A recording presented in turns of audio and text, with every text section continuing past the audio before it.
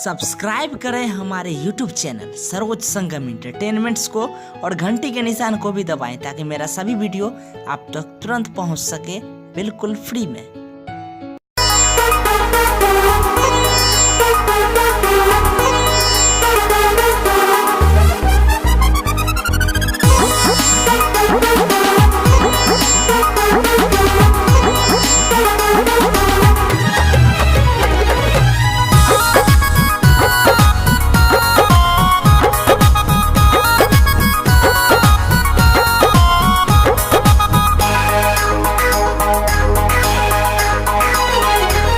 सोलह के चढ़ल झुमरिया लूटे खूबे के लहरिया लूटे खूबे के लहरिया। सोलह के चढ़ल झुमरिया लूटे खूबे के लहरिया।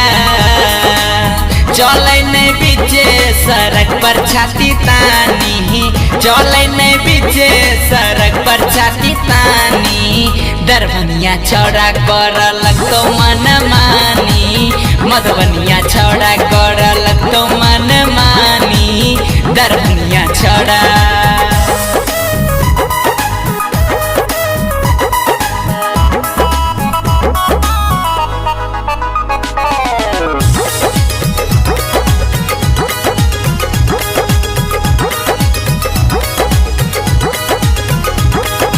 तोरे चर्चा होइ छौ सब शहर के। लचक लचक चले गिरबै ने कहर गे, लचक लचक चले गिरबै ने कहर गे। तोरे चर्चा होइ छौ सब शहर के। लचक लचक चले गिरबै ने कहर गे। काचे उमर छौ नहीं कर तू नादानी, काचे उमर छौ नहीं कर तू नादानी। दरभंगिया छौड़ा कर लगतो मन मानी, मधुबनिया छौड़ा कर लगतो मन मानी। दरभंगिया छौड़ा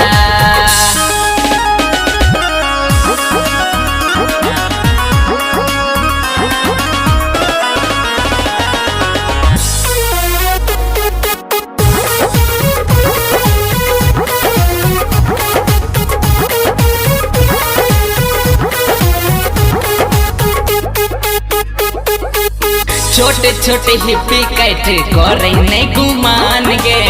बूढ़बो सबके तू बदले नहीं मान गे, बूढ़बो सबके तू बदले नहीं मान गे।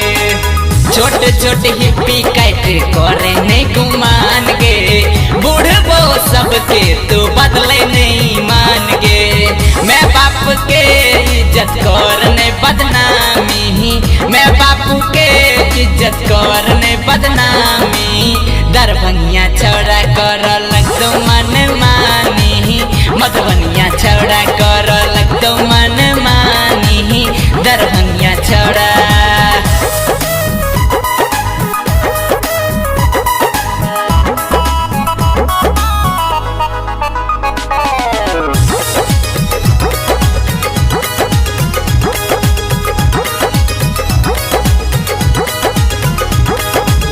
सरोज संगम के माने ने तू बात गे।